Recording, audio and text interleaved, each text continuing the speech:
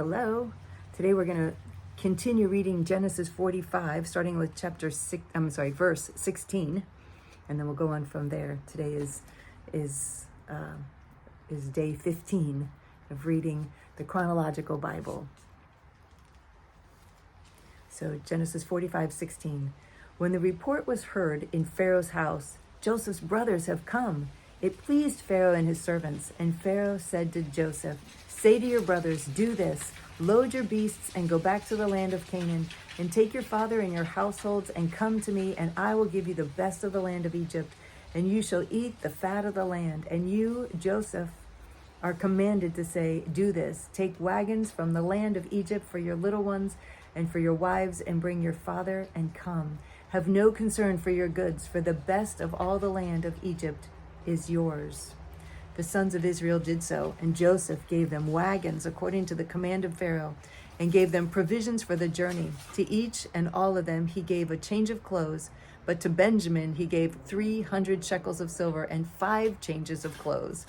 To his father he sent as follows: 10 donkeys loaded with good things of Egypt, and 10 female donkeys loaded with grain, bread, and provision for his father on the journey.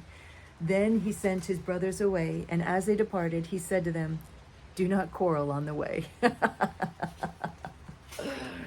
Wow, they have a lot to talk about on the way home, don't they? So they went up out of Egypt and came to the land of Canaan, to their father Jacob, and they told him, "Joseph is still alive, and he is ruler over all the land of Egypt." And his heart became numb, for he did not believe them. But when they told him all the words of Joseph, which he had said to them, and when he saw the wagons that Joseph had sent to carry him, the spirit of their father Jacob revived. And Israel said, "It is enough. Joseph, my son, is still alive. I will go and see him before I die." Wow, what great news for him.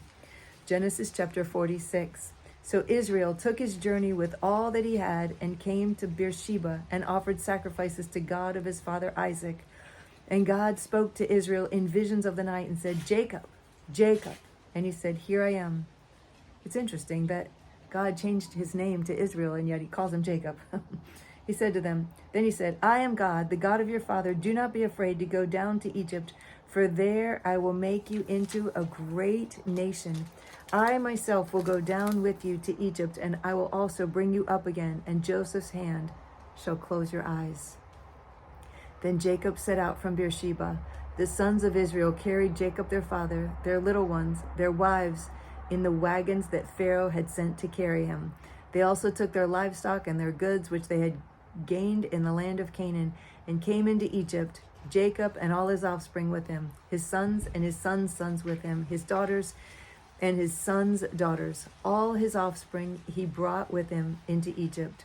Now these are the names of the descendants of Israel who came into Egypt, Jacob and his sons: Reuben, Jacob's firstborn, and the sons of Reuben, Hanok, Palu, Hezron, and Carmi. The sons of Simeon, Jemuel, Jamin, Ohad, Jachin, Zohar, and Shaul, the son of the Canaanite woman. The sons of Levi, Gershon, Kohath, and Merari. The sons of Judah, Onan, Shelah, Perez, Zerah. But and Onan died in the land of Canaan. And the sons of Perez were Hezron and Hamu. The sons of Issachar, Tola, Puvah, Yob, Shimron. The sons of Zebulun, Sered, Elon, and Jaleel. These are the sons of Leah, whom she bore to Jacob in Padan Aram, together with his daughter Dinah. Altogether his sons and daughters numbered 33. The sons of Gad, Ziphion, Haggai, Shunai, Ezbon, Eri, Erodi, and Ereli. The sons of Asher, Imnah, Ishvi, Beriah, with Sarah, their sister. And the sons of Beriah, Heber, and Malchiel. These are the sons of Zilpah, whom Laban gave to Leah his daughter, and these she bore to Jacob, 16 persons. The sons of Rachel, Jacob's wife, Joseph and Benjamin. And to Joseph in the land of Egypt were born Manasseh and Ephraim. whom Asenath, the daughter of Potiphera, the priest of On, bore to him, and the sons of Benjamin, Bela, Becher, Ashbel, Gera, Naaman, Eli, Rosh, Muppim, Huppim, and Ard. These are the sons of Rachel, who were born to Jacob, 14 persons in all. The son of Dan, Hushim. The sons of Naphtali, Gaziel, Guni, Jezer, and Shillim. These are the sons of Bilhah, whom Laban gave to Rachel his daughter, and these she bore to Jacob, 7 persons in all. All the persons belonging to Jacob who came into Egypt, who were his own descendants, not including Jacob's sons' wives, were 66 persons in all. And the sons of Joseph, who were born to him in Egypt, were 2. All the persons of the house of Jacob who came into Egypt were 70. He had sent Judah ahead of him to Joseph to show the way before him in Goshen, and they came into the land of Goshen. Then Joseph prepared his chariot and went up to meet Israel his father in Goshen. He presented himself to him and fell on his neck and wept on his neck a good while. Israel said to Joseph, "Now let me die, since I have seen your face and know that you are still alive." Joseph said to his brothers and to his father's household, "I will go up and tell Pharaoh, and will say to him, my brothers and my father's household, who were in the land of Canaan, have come to me. And the men are shepherds, for they have been keepers of the livestock, and they have brought their flocks and their herds and all that they have. When Pharaoh calls you and says, 'What is your occupation?' you shall say, 'Your servants have been keepers of livestock from our youth, even until now, both we and our fathers, in order that you may dwell in the land of Goshen. For every shepherd is an abomination to the Egyptians." Chapter 47. So Joseph went in and told Pharaoh, "My father and my brothers, with their flocks and herds and all that they possess, have come from the land of Canaan. They are now in the land of Goshen." And from among his brothers he took 5 men and presented them to Pharaoh. Pharaoh said to his brothers, "What is your occupation?" And they said to Pharaoh, "Your servants are shepherds, as our fathers were." They said to Pharaoh, "We have come to sojourn in the land, so there is no pasture for your servants' flocks, for the famine is severe in the land of Canaan. And now please let your servants dwell in the land of Goshen."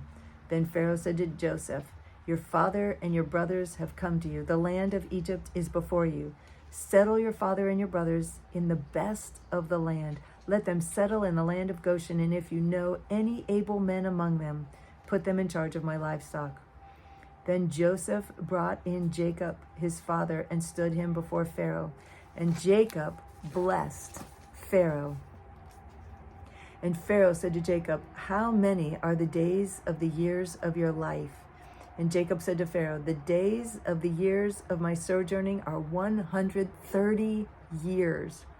Few and evil have been the days of the years of my life, and they have not attained to the days of the years of the life of my fathers in the days of their sojourning." And Jacob blessed Pharaoh and went out from the presence of Pharaoh. Then Joseph settled his father and his brothers and gave them a possession in the land of Egypt, in the best of the land, in the land of Ramesses, as Pharaoh had commanded. And Joseph provided his father, his brothers, and all his father's household with food according to the number of their dependents. Now there was no food in all the land, for the famine was very severe. So the land of Egypt and the land of Canaan languished by reason of the famine. And Joseph gathered up all the money that was found in the land of Egypt and in the land of Canaan in exchange for the grain they had bought. And Joseph brought the money into Pharaoh's house. And when the money was all spent in the land of Egypt and in the land of Canaan, all the Egyptians came to Joseph and said, "Give us food. Why should we die before your eyes? For our money is gone." And Joseph answered, "Give your livestock, and I will give you food in exchange for your livestock, if your money is gone." So they brought their livestock to Joseph, and Joseph gave them food in exchange for the horses, the flocks, the herds, the donkeys. He supplied them with food in exchange for all their livestock that year. And when that year had ended, they came to him the following year and said, "We will not hide from my lord that our money is all spent. The herds of our livestock are my lord's. There is nothing left in the sight of my lord but our bodies and our land. Why should we die before your eyes, both we and our land? Buy us and our land for food, and we with our land will be servants to Pharaoh." and give us seed that we may live and not die, that the land may not be desolate. So Joseph bought all the land of Egypt for Pharaoh, for all the Egyptians sold their fields because the famine was severe on them. The land became Pharaoh's. As for the people, he made servants of them from one end of Egypt to the other. Only the land of the priest he did not buy, for the priests had a fixed allowance from Pharaoh and lived on the allowance that Pharaoh gave them. Therefore they did not sell their land. Then Joseph said to the people, "Behold, I have this day bought you and your land for Pharaoh. Now here is seed for you, and you shall sow the land. And at the harvest you shall give a fifth to Pharaoh, and 4/5 shall be your own, as seed for the field, and as food for yourselves and your households, and as food for your little ones." And they said, "You have saved our lives. May it please my Lord, we will be servants to Pharaoh." So Joseph made it a statute concerning the land of Egypt, and it stands to this day, that Pharaoh should have a fifth. The land of the priests alone did not become Pharaoh's. Thus Israel settled in the land of Egypt, in the land of Goshen, and they gained possessions in it, and they were fruitful and multiplied greatly. And Jacob lived in the land of Egypt 17 years. So the days of Jacob, the years of his life, were 147 years. And when the time drew near that Israel must die, he called his son Joseph and said to him, "If now I have found favor in your sight, put your hand under my thigh and promise to deal kindly and truly with me. Do not bury me in Egypt, but let me lie with my fathers. Carry me out of Egypt and bury me in their burying place." He answered, "I will do as you have said." And he said, "Swear to me." And he swore to him. Then Israel bowed himself upon the head of his bed.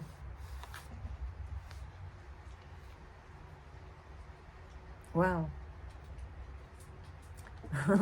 That's a strange place to quit. They ended the day right there. But he's about to die. Like the very next part. Anyway, I guess it's longer than they wanted to read for the day. So it's just a tough place to end. It's right in the middle of the story. But that's where we're going to end for today. Too bad. But that's okay. We have a good breakdown, so it's a good amount to read every day, and we're gonna stick with it. So, of course, I love reading with you. This is really fun. So I look forward to reading with you again tomorrow. I love you. Bye.